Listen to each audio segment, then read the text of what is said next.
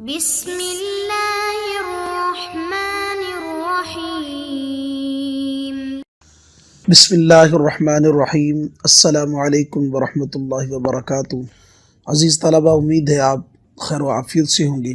اللہ تبارک و تعالی آپ کو ایمان اور عافیت والی زندگی نصیب فرمائے۔ آج ہم سبق نمبر 8 پڑھنے جا رہے ہیں، جس میں ہم بنیادی طور پر 3 باتیں پڑھیں گے۔ پہلی بات، متاخرین کی روایتوں میں ترجیح کا اصول۔ متاخرین کی روایتوں میں ترجیح کا اصول۔ نمبر 2، متون سے کون کون سی کتابیں مراد ہوتی ہیں۔ علم فقہ میں متون سے کون کون سی کتابیں مراد ہوتی ہیں۔ نمبر 3، الفاظ تصحیح کون کون سے ہیں۔ تو آئیے ہم سب سے پہلے آتے ہیں اس بات کی طرف کہ متاخرین کی روایتوں میں ترجیح کا اصول کیا ہوگا۔ تو متاخرین کی روایتوں میں ترجیح کا اصول یہ ہے کہ ائمہ مجتہدین میں سے جب کسی مجتہد سے کسی مسئلہ کے بارے میں کوئی صریح روایت منقول نہ ہو اور متاخرین کی آراء بھی مختلف ہوں، تو اس صورت میں ضابطہ یہ ہے کہ اکابر فقہائے متاخرین، مثلا امام طحاوی، امام ابو حفص کبیر، ابو اللیث سمرقندی رحمہم اللہ تعالی وغیرہ، ان حضرات کا میلان جس حکم کی طرف ہو جائے، جس بات کی طرف ہو جائے، تو اسی قول کو، اسی بات کو، اسی حکم کو ترجیح دی جائے گی۔ اور اصول ترجیح میں سے ایک اصول محققین نے یہ بھی نقل کیا ہے کہ جس قول پر متون متفق ہوں وہی معتمد علیہ ہوتا ہے۔ جس قول پر متون متفق ہوں وہی معتمد علیہ ہوتا ہے۔ اب ہم آتے ہیں دوسری بات کی طرف کہ لفظ متون سے کون کون سی کتابیں مراد ہوتی ہیں۔ تو علم فقہ کے اندر متون سے مراد ہدایہ، نمبر 2 قدوری، نمبر 3 مختار، نمبر 4 نقایہ، نمبر 5 وقایہ، نمبر 6 کنز اور تحفۃ الفقہاء وغیرہ مراد ہوتی ہیں۔ اور دوسری بات یہ بھی سمجھنے والی ہے کہ کبھی کبھی علم فقہ میں، فقہ کی کتابیں متون ثلاثہ کا لفظ ملتا ہے۔ تو متون ثلاثہ سے کیا مراد ہوتا ہے؟ تو متون ثلاثہ سے مراد وقایہ، کنز اور قدوری۔ متون ثلاثہ سے مراد یہ 3 کتابیں ہوتی ہیں، وقایہ، کنز اور قدوری۔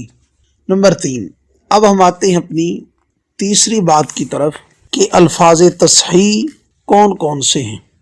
الفاظ تصحیح کون کون سے ہیں؟ تو خوب سمجھ لیجئے گا کہ کسی قول کی صحت بیان کرنے کے لیے فقہا عموماً جو الفاظ استعمال کرتے ہیں ان کو الفاظ تصحیح کہتے ہیں۔ کسی قول کی صحت بیان کرنے کے لیے فقہا عموماً جو الفاظ استعمال کرتے ہیں ان کو الفاظ تصحیح کہا جاتا ہے۔ مثلا نمبر 1، علیہ عمل الیوم، علیہ عمل الامت، علیہ الفتوی، بہ یفتیٰ، علیہ الاعتماد، بہ نأخذ، هو فتوی مشائخنا، هو المختار فی زماننا، الفتوی علیہ هو الاصح، هو الاشبہ، هو الاوضح، هو الاظہر، هو الاحوط، هو الارفق، هو الاحتیاط، هو الصحیح۔ دوبارہ غور کیجیے گا کہ الفاظ تصحیح کے لیے فقہا مجتہدین جو لفظ استعمال کرتے ہیں وہ ان میں سے پہلی قسم علیہ عمل الیوم، علیہ عمل الامت، دوسری قسم علیہ الفتوی، بہ یفتیٰ، علیہ الاعتماد، بہ ناخذ، هو فتوی مشائخنا، هو المختار فی زماننا۔ نمبر 3، الفتوی علیہ هو الاصح، هو الاشبہ، هو الاوضح، هو الاظہر، هو الاحوط، هو الارفق۔ نمبر 4، هو الاحتیاط، هو الاحتیاط، هو الصحیح۔ تو اب سمجھیے گا کہ ان میں سے جو پہلی قسم اور دوسری قسم کے الفاظ ہیں وہ زیادہ مؤکد ہیں، وہ زیادہ مؤکد ہیں، اور ان کے بعد جو تیسری اور چوتھی قسم کا درجہ ہے وہ ان سے صحت کی قوت میں کم ہے۔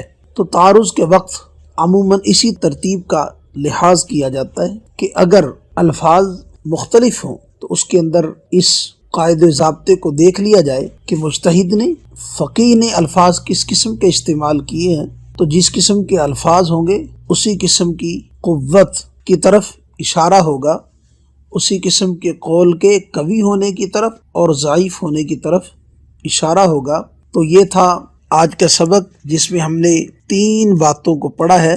پہلی بات کہ اگر متأخرین کی روایتوں میں اختلاف ہو جائے تو ترجیح کا اصول کیا ہوگا، متأخرین کی روایتوں میں ترجیح کا اصول کیا ہوگا۔ دوسری بات ہم نے پڑھی کہ متون سے، علم فقہ میں متون سے کون سی کتابیں مراد ہوتی ہیں، اور تیسری بات ہم نے یہ پڑھی کہ الفاظ تصحیح کون کون سے ہیں، اور پھر الفاظ تصحیح کے اندر ہم نے 4 قسموں میں ان کو تقسیم کیا، ایک پہلی قسم، پھر اس کے بعد دوسری قسم، تو ان 2 قسموں کا درجہ تقریباً قریب قریب ہے، پھر ہم نے تیسری اور چوتھی قسم بیان کی، ان کا درجہ بھی تقریباً قریب قریب ہے۔ تو یہ تھا ہمارا آج کا سبق۔ اللہ تبارک و تعالی ہمیں تفقہ فی الدین نصیب فرمائے، اللہ تبارک و تعالی ہمیں دین کی صحیح سمجھ نصیب فرمائے، اور اللہ تبارک و تعالی دین کی سمجھ کے ساتھ ساتھ دین پر عمل کرنے کی، اس کی اشاعت کرنے کی توفیق نصیب فرمائے۔ وآخر دعوانا ان الحمد للہ رب العالمین۔